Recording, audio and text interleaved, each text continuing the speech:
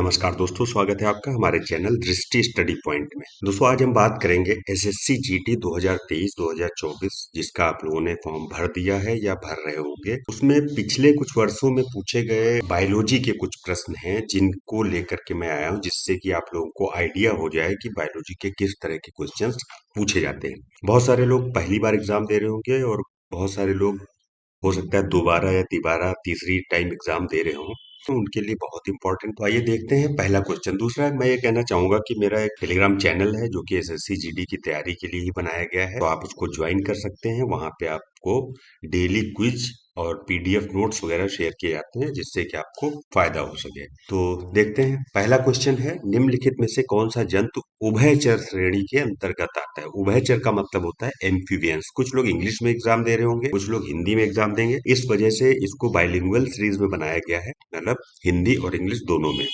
तो जिससे कि दोनों तरह के विद्यार्थी जो हैं उनको फायदा हो सके। Which of the following animal comes under the category of amphibians. Toad, कबूतर, बिल्ली या कछुआ। तो उभयचर जो है कशेरुकी प्राणियों का एक महत्वपूर्ण वर्ग होता है जो जीव वैज्ञानिक वर्गीकरण के अनुसार मत्स्य और सरीसृप वर्गों की बीच की श्रेणी। उभयचर जल और स्थल दोनों में रह सकते हैं, मतलब पानी में भी रह सकते हैं और जमीन पर भी रह सकते हैं। इनमें अधिकतर दो जोड़ी पैर होते हैं और शरीर सिर तथा धड़ में विभाजित होता है। सिर और धड़ से मिलकर इनका शरीर बना होता है और इसमें दो जोड़ी पैर होते हैं। तो इसमें टोड आंसर बिल्कुल सही है, पहला वाला टोड है ये, जो एम्फीबियंस की श्रेणी में आता है। कबूतर जल में नहीं रहता है, बिल्ली भी जल में नहीं रहती है, कछुआ जल में भी रहता है और जमीन पर भी रहता है, लेकिन कछुआ एक सच्चा उभयचर प्राणी नहीं है, यह एक सरीसृप है। कछुआ जमीन के साथ साथ पानी में भी रह सकता है, लेकिन उसका शरीर खोल से ढका हुआ होता है जो उसको सुरक्षा प्रदान करता है।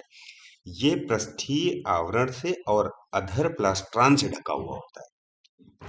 अच्छा, इसमें होता यह है कि जो सुरक्षात्मक आवरणों की उपस्थिति होती है वो एक सच्चे उभयचर की विशिष्ट विशेषता नहीं होती है, इसीलिए कछुआ एक सच्चा उभयचर प्राणी नहीं है। इसलिए कछुए पे अगर आप टिक करेंगे तो बिल्कुल गलत हो जाएगा, कछुए पे टिक नहीं करना है। तो इसमें टोड बिल्कुल सही है। अगला क्वेश्चन है, कौन सा विटामिन हमारी आंखों और त्वचा को स्वस्थ रखता है।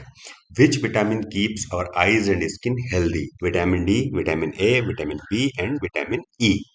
आंखों और त्वचा को संक्रमण से जो बचाता है वो है विटामिन ए। आंखों और त्वचा के लिए समुचित कार्य का समर्थन करता है और उसे स्वस्थ रखने और संक्रमण से बचाने में मदद करता है। विटामिन ए क्या करता है, त्वचा की बाहरी परत के निर्माण में महत्वपूर्ण भूमिका निभाता है, जिसे एपिडर्मिस कहा जाता है। तो ये विटामिन ए बिल्कुल सही ऑप्शन है, सेकंड ऑप्शन इसका बिल्कुल सही है। अगला क्वेश्चन है, साधारण पदार्थों से स्वयं भोजन बनाने वाले जीवों को कहा जाता है। बताना है कि क्या कहा जाता है। मृतपोषी, परपोषी, स्वपोषी या प्राणी समभोजी जीव। देखिए, स्वपोषी ऐसे जीव होते हैं जो प्रकाश, जल, कार्बन डाइऑक्साइड या अन्य रसायनों का उपयोग करके अपना भोजन स्वयं बना सकते हैं। स्वपोषी उत्पादक भी कहलाते हैं क्योंकि वे अपना भोजन स्वयं बनाते हैं। तो जो अपना भोजन स्वयं बनाते हैं उन्हें क्या कहते हैं, स्वपोषी। थर्ड इसमें ऑप्शन जो है ये बिल्कुल सही है, थर्ड वाला। अगला क्वेश्चन है, निम्नलिखित में से कौन सा एक जीवाणु जनित रोग है। मम्स, मिजल्स, स्मॉल पॉक्स या डिप्थीरिया। इन चारों में से हमें यह बताना है कौन सा जीवाणु जनित रोग है। देखिए, कुछ रोग हैं जैसे कुष्ठ रोग, निमोनिया, मस्तिष्क वर्णशोध, पेचिस, जीवाणु जनित रोग होते हैं। चार ये जो बताए गए हैं जीवाणु जनित रोग। जीवाणु जनित रोग जीवाणु से होते हैं जो एक सूक्ष्म होता है, बहुत सूक्ष्म एकल कोश की जीव है और विभिन्न वातावरण में ये पलते रहते हैं।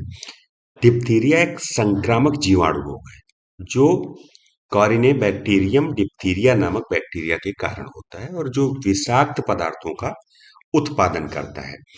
अब इसमें हमें यह बताना था जीवाणु जनित रोग कौन सा है, तो इसमें आंसर होगा डिप्थीरिया। जो कि एक जीवाणु जनित रोग है।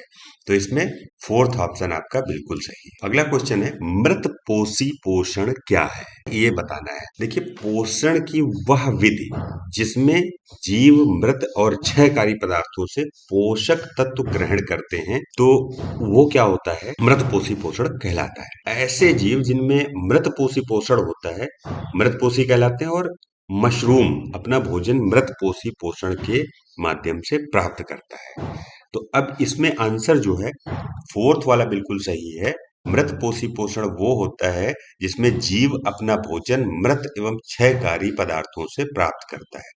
तो इसमें फोर्थ ऑप्शन बिल्कुल सही है। अगला क्वेश्चन है, इनमें से किस रोग से पीड़ित रोग नेत्रदान कर सकते हैं, मतलब कौन से रोग से पीड़ित आदमी जो है मृत्यु के पश्चात नेत्रदान कर सकता है। मधुमेह, रेबीज, हैजा या टिटनेस। देखो, नेत्रदान केवल मृत्यु पश्चात ही किया जा सकता है। सामान्यतः जो होता है 5 वर्ष से 60 वर्ष की आयु वर्ग के हर व्यक्ति की आंख दान के लिए उपयुक्त होती है। इसमें रेबीज, टिटनेस, एड्स, हेपेटाइटिस या जिसको सांप ने काटा हो, जहर जिसने खाया हो, जलने या डूबने से जिसकी मृत्यु हुई होती, ये लोग नेत्रदान के लिए उपयुक्त नहीं होते हैं। तो इसमें रेबीज नहीं कर सकता, हैजा वाला नहीं कर सकता, टिटनेस वाला नहीं कर सकता, तो मधुमेह वाला कर सकता है। मतलब अगर किसी को डायबिटीज है और उसके बाद उसकी डेथ हुई है, तो वो अपने आंखों को दान कर सकता है। तो पहला ऑप्शन बिल्कुल सही है। लीच किस संघ से संबंधित है? जोंक आपने भी बहुत जगह पढ़ा होगा। जोंक जो है एनिलिडा संघ का जंतु है। तो इसमें पहला ऑप्शन बिल्कुल सही है। अगला क्वेश्चन है, इनमें से कौन सा कमरे के ताप पर द्रव अवस्था में मौजूद एकमात्र अधात्विक पदार्थ है? अधात्विक पदार्थ बताना है जो कमरे के ताप पर द्रव अवस्था में मौजूद हो सकता है। इसमें ब्रोमीन एकमात्र अधातु तत्व है जो कमरे के तापमान पर तरल अवस्था में पाया जाता है। यह जो है हाइड्रोजन एलिमेंट जो ग्रुप 17 है उसका सदस्य है, और ब्रोमीन प्रकृति में केवल घुलनशील और अघुलनशील ब्रोमाइड के रूप में यौगिक में पृथ्वी की पपड़ी में फैला हुआ पाया जाता है। तो इसका आंसर होगा ब्रोमीन। फोर्थ ऑप्शन बिल्कुल सही है इसमें। अगला क्वेश्चन है, चीनी के अल्कोहल में रूपांतरण की प्रक्रिया को क्या कहा जाता है? देखिए, किण्वन किण्वन एक प्रक्रिया होती है, ये जैविक प्रक्रिया है जिसमें चीनी के अणुओं को यीस्ट और जीवाणु जैसे कुछ रोगों की मदद से एथिल अल्कोहल और कार्बन डाइऑक्साइड में परिवर्तित किया जाता है।